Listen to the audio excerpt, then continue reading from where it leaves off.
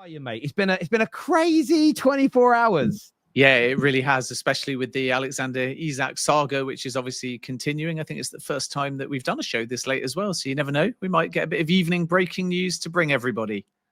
That would be amazing. It truly would be. And I think we've got to start with that deal simply because it's at the forefront of everybody's mind. And there's still a lot of sort of conjecture in the media, really, with sort of talks from the Telegraph that he's still not for sale, Saudi getting involved. So could you break down for us, please, Ben, in the best way possible, Isak wanting to leave Newcastle, reports of a record-breaking bid expected from Liverpool. What's the latest as far as you understand it?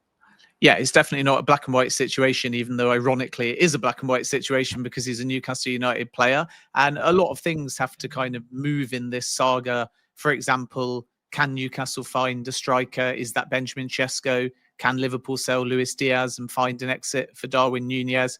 And I get the impression that all the noise at the moment is from the Isak camp, and all of the steps being taken are at the Newcastle end. And Liverpool are quite calm and cautious about the situation. So although it's true that a bid may be anticipated, we have all these steps first before that bid may materialize. And this is why I think it's very important not to jump the gun in reporting, because naturally Liverpool haven't given up on Isak. I said 2 weeks ago, I said after they signed Hugo Ekitike that this saga could run this summer in January or next summer. And that will all depend to a large extent on Newcastle United and what their position is. And you would expect Newcastle to stick to this not for sale stance to try and keep things in their control, because ultimately Newcastle's position may not change until, for example, they determine, will Alexander Isak return if they insist he's not for sale? It may also not change until we establish what the situation is with the pursuits of Yohan Wissa and also Benjamin Sesko and potentially a Pender as well. So there might be a double swoop. There might be one from Leipzig. It might be one from Leipzig and one from Brentford. And therefore, so many moving parts. And I think Liverpool will just sit back and wait for this to unfold and see whether there is an opportune time to make their approach with or without player power. So clearly there's encouragement on the Liverpool side, but I don't expect them to just bid blind. I don't expect them to bid even if they're given this so-called price of £150 million. I expect them, as they did with Florian Wirtz, to start with a point of almost intentional pessimism. And you may remember with Wirtz, it was a case of work on the player side, but make it very clear to the market that there may be a chance he stays in Germany. There may be a chance the price is too high. Then when they got player buy-in and with an excellent relationship with Leverkusen, the club-to-club talks were able to get that price down on Liverpool's terms and on Liverpool's timescale. And I think if Isak is to come off, it will be exactly the same thing, that they'll start with this point of, if we don't get him, we've got Hugo Ekitike. If we don't get him, we've had a fantastic window. But could we get him? Yes. What needs to happen? Probably a Luis Diaz sale, possibly a Darwin Nunez exit, very possibly a replacement coming in at Newcastle. So this might drag on, certainly if it's to be done on Liverpool's terms. And as a consequence, I do think we need a bit of patience on this deal. But one thing that's really clear is that Liverpool haven't given up on Alexander Isak. Alexander Isak is open to Liverpool. So when you add those two things up, there's a lot of encouragement there. But there are lots of different steps that all need to be taken, or lots of things that kind of need to fall in place, some of which might take a bit of time. And only then will we see whether Liverpool are genuinely in a position to pull this off. PSR is not an obstacle. That's another plus in Liverpool's favour. And that's kind of where we're at the moment, which is not a black and white, is it going to happen or is it not going to happen? But it will probably, regardless of how this transpires, be one of the most complex and dramatic transfer sagas of the summer. And I'll say what I said a couple of days ago. My understanding is that it will be both extremes and no middle ground. In other words, the situation at Newcastle, to my knowledge, speaking to sources in the last 24, 48 hours, unless they miraculously can clear the air, the situation is untenable as is. And part of that is because Alexander Isak was not offered a new deal a year ago, and the player camp have been quite disappointed by that. So it's kind of come to a head now. And as a consequence, I can see either Newcastle throwing the kitchen sink, matching everything that Isak wants and him signing a new deal, or an Isak departure. But could it continue even though he's well contracted, as is on current terms, with Newcastle just blocking a move and not agreeing a new deal with him? I don't think so as it stands now. Yeah, look, it's certainly going to be interesting, as you say. And I didn't actually click on the articles, but I saw some tweets today that sort of suggested that Newcastle have maybe caused part of these problems. Is that due to not offering him a contract or not offering him the right amount of money? I think at the time an assessment was taken and he had 4 years left on his deal, and it was Paul Mitchell that decided to not give him a deal a year ago. And I think Isak would have signed, and whether or not that had any out, any release clause, any gentleman's agreement, we'll never know. It's hypothetical. But Newcastle felt at the time that Isak was well compensated as one of the best paid players at the club, and there was no need to offer improved terms. You wait a year, and then you're in a position where Newcastle still felt with Champions League football and 3 years left, they could negotiate this summer. It's backfired because Alexander Isak has put a higher number on what he wants than Newcastle's wage structure allows. So they've either got a U-turn and pay Isak potentially 100k more than any other player at the football club. And it's fine saying just do it. But naturally, what does Bruno Guimaraes, what does Sven Botman, what does any new signing coming in say? Because once you break your wage structure once, it's like opening Pandora's box. So does Benjamin Sesko turn around and go, well, if he's on 300k, I want 200k now instead of 115k? And this is the knock-on effect. Newcastle can't afford to break that wage structure until they've got Champions League football in back-to-back seasons to the point where they can budget for higher income. And this is largely why they've been at a disadvantage for a number of signings that they've tried for over the course of the last kind of 6 to 8 weeks. It's not so much people rejecting Newcastle, the project, it's people rejecting Newcastle, the finances. And naturally, if you've got like-for-like offers, João Pedro is a good example. Okay, he only wanted Chelsea, but a lot of players say that after they've picked, and maybe they would give more due consideration to more than one club if the terms on offer were equal. But you're dealing with a situation where Chelsea simply can offer, financially speaking, the player far more money. It was exactly the same with Liam Delap as well. So if you're like for like, both have got Champions League football, both are fantastic clubs, both have got big fan bases, both have got huge ambition, both have got pretty rich owners. And if one's offering you 50, 75k more, then I think most of us, if we're given that sort of like for like project in the same league, both with Champions League football, would probably, if we can't decide, pick the one that offers more money. So this is the challenge for Newcastle. And it's not a sort of conspiracy or a big six flex. It's just the fact that these big clubs, these multi-clubs, the clubs with big academies, the ones that have had European football regularly over the last 5 or 7 years,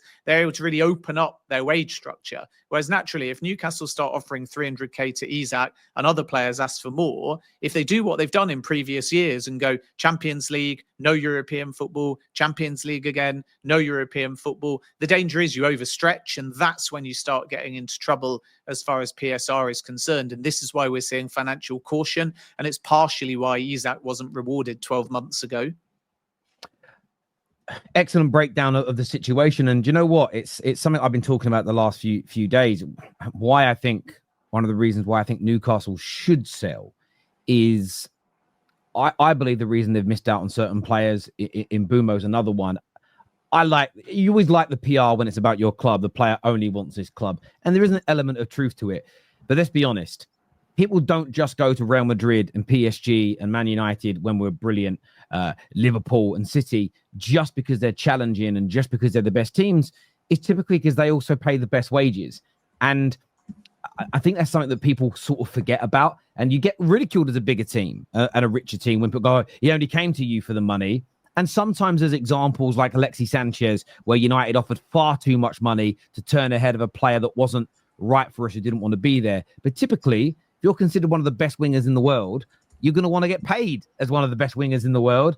And the clubs that can afford to do that are typically the bigger teams. It's part of the allure that you get paid what you want. It's why big tech companies can often pay more than startup companies, because they have the budgets to do it. So I do think that's an area where selling Isak, that's the equivalent of a couple of years of Champions League money. It may then enable them to get some more bigger targets in other areas, as well as I still think, though, because I just don't think Newcastle's project falls apart without Isak. And a lot of people are digging at Newcastle and laughing at them. I don't actually see this as the end of the world, Ben, for them. No, I think Newcastle would have had 2 goals going into this window. The first, naturally, to keep all of their stars. And at the moment, that's the case. And we have to be respectful to Newcastle's position that they've always said Isak not for sale, Gordon not for sale, Botman not for sale, Guimaraes not for sale. But something can give when a player's head is turned. I constantly give the example of Wesley Fofana because it's my club, Leicester. Brendan Rodgers said publicly, as did club executives, he wasn't for sale, but the player didn't want to play. And eventually you're left with a relatively untenable situation and sometimes no choice but to sell. So not for sale doesn't always mean not for sale. But that was goal number 1, keep the stars. And then goal number 2 is to strengthen and add depth and quality. And it's a sort of backhanded compliment that virtually every target Newcastle have gone for, there's a big 6 or major European giant in the mix for the same target. So they've elevated in only about 3 years the caliber of player they're going for and the spend that they're prepared to put behind it. But naturally, you might lose some of those races because all you can do as Newcastle United is say, we're a growing project with an amazing fan base, an incredible stadium and culture, ambitious owners and Champions League football. But the Chelsea pitch, the Arsenal pitch, etc., they'll all be very similar. So sometimes players then go, okay, the football projects kind of cancel each other out. How do I make my decision? Which city do I want to live in? And who's paying me the most? And Newcastle are at a disadvantage in the latter because they will not break the wage structure. And that, I think, is a very sensible approach, even if it leads to a bit of pessimism about their summer. But with Isak, the difference compared to other lost signings, if you like, such as James Trafford today to Man City, is they could have nipped this in the bud by basically resolving his future and preempting the fact that the player might still want to leave even if they've got Champions League football. But they gambled on the fact that 3 years now is a long time left on his contract. And the assumption within Newcastle, maybe a bit nonchalantly or complacently, was that Champions League football alone would be enough to silence the situation, coupled with the fact it's going to be a British transfer record, when the reality is that Alexander Isak is seen as quite good value at a British transfer record. And as a consequence, clubs have been able to turn his head, and now Newcastle are in a very difficult position. Maybe it will all end with him still being a Newcastle player, but it's definitely more of a fight on their hands than they anticipated a year ago when Paul Mitchell, who's now outgoing, determined it was not worth the value of increasing Isak's wage. Had he done so, we probably wouldn't be having this conversation. Makes a lot of sense. Viewers, hit the like button for us, please, and make sure you're subscribing. From a Liverpool point of view, do you have an idea of what the expected first official offer is going to be, if indeed it comes? We obviously heard rumors a few weeks ago of 120, 130 million was kind of touted sort of unofficially to Newcastle or via an inquiry. Are those the sort of funds that we're going? Are those the sort of fees that we're going to be looking at here, Ben? Well, it's going to be a British transfer record, and other than that, we have to wait for the bid. That's the most important thing to say, because Liverpool, as they showed with Florian Wirtz, are experts due to strong club relationships at getting deals down. So at the moment, it's just a case of a bid as anticipated. They told Newcastle United they'd be prepared to go to 120 million. And as I exclusively revealed when I broke it, and remember, this was last month, so it's happening now, but this was always the indications that Liverpool were not going to give up, that Liverpool were prepared to pay a similar kind of package to Florian Wirtz. And I think that's the sort of starting point, 100 million plus and likely 15 or 20 million in add-ons. And that, to my knowledge, was communicated to Newcastle United. Newcastle's perspective is very much not to quote figures directly back to any interested clubs. So this number of 150 million that's out there is from sources and is accurate to my knowledge in terms of Newcastle's, if you like, book valuation. But it's not like when Liverpool made the inquiry or anybody else in the past. Chelsea, for example, a year ago, that Newcastle have gone no to 120, yes to 150. They're not giving a price back. And this is why we need to be cautious. So if you meet halfway, you would think 110, maybe 120 with 10, 50 million of add-ons, somewhere around the 130 million pound mark might stand a chance, but that's hypothetical at the moment because nobody's gone that high and Newcastle are not countering. And what may complicate the situation is, even though it's true Isak doesn't want Saudi, and even though it's true Al Hilal have not had any player talks yet, there is still a realistic possibility that central Saudi deal makers put down a massive bid for Alexander Isak. And it would be done, in my opinion, out of optics, because they've done this once before. When Kylian Mbappe fell out with PSG and Real didn't want to buy him that summer because they wanted to wait and ultimately sign him on a free transfer, what happened was Saudi Arabia said, here's an opportunity. Let's bid a world record fee, well over 250 million euros, and then see whether Kylian Mbappe is prepared to go for one season, allowing him still to then leave on a free transfer and join Real Madrid. But they knew in advance that Mbappe wouldn't do that because he was intent on doing one more season at PSG, regardless of the perspective of Nasser Al-Khalifi. And ultimately, that's exactly what happened. But Saudi still bid.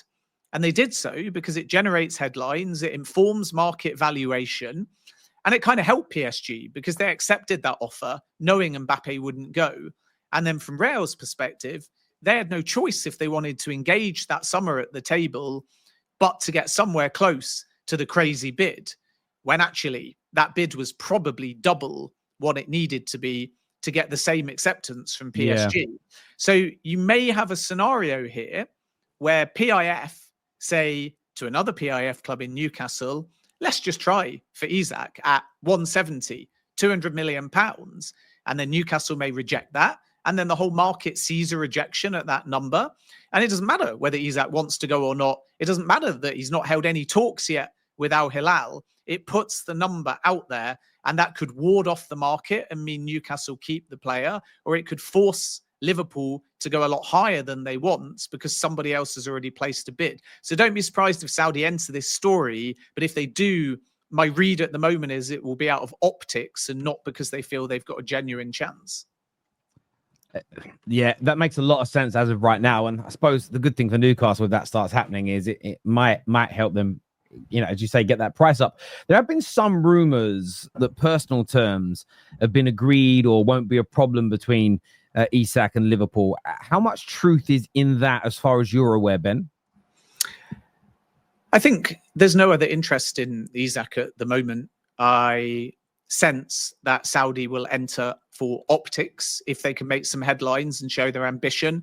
I don't think there's any truth to Chelsea or to Arsenal, even though we know that both clubs historically have appreciated the player. Man United as well, never in the race. I don't even know where those suggestions came from. Not a player they can afford. But also Alexander Isak wants Champions League football, another reason why he won't go to Saudi Arabia. So there's not really any other suitors at the moment. And this is why I think Liverpool are quite calm about the situation and cautious too. There's absolutely no guarantee that just because Isak wants Liverpool, he'll be holding up a Liverpool shirt in a matter of days or weeks. And this is the Liverpool way, to start with the calmness and caution, knowing that at the moment they're the only credible suitor that are actually circling around the player, and to either get it done on their terms or not get it done at all. Because this isn't about do Liverpool succeed or fail now. This is about do Liverpool get value for Isak now, knowing there's not really anyone else, probably unless PSG entered the race. I don't see anybody else that could do the deal right now, financially speaking. So then if they didn't get Isak, and if they don't bid, then it's probably an indication that they believe Newcastle's stance is genuine and that the player might renew after all of this drama. And then they may be back again in January or next summer. So the saga's not over for Liverpool and Isak, regardless of what happens. Now, plan A, January, distant possibility, but always difficult to do mid-season. Next summer, if Isak doesn't go this summer, you can be almost sure that he will seek a guarantee, especially if Newcastle don't get Champions League football, that he can leave the club. So Liverpool have got lots of different options. And I come back to what I said before on this. Despite the noise, despite other suitors, despite Saudi, one key point in all of this.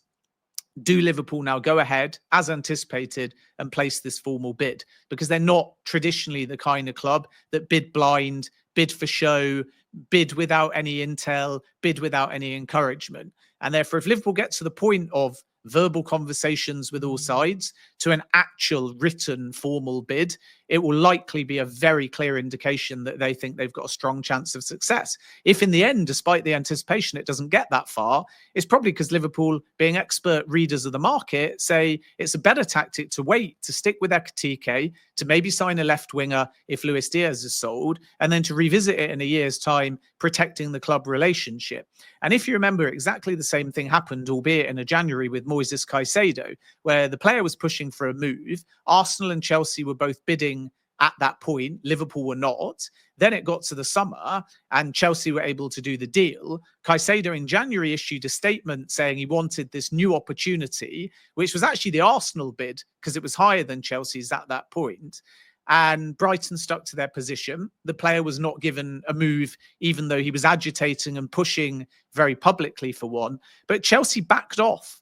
And they did that because they knew they'd have to be back at some point and need to protect the club relationship. So I don't think we should view Isak as success or failure for Liverpool. I think we should view Isak as smartness. And whatever step Liverpool take, it will be either because they know they can get it done now, and there's a lot of encouraging signs, of course, or they realize that it will get done one day and they need to protect the club relationship to ensure when it gets done, whenever that may be, it's on their terms. Perfect sense. Fantastic breakdown. That's a very complex transfer story. So, it's one of the reasons why I'm so happy to have you on tonight to break that down to the viewers in terms of the stories that are coming out. In relation to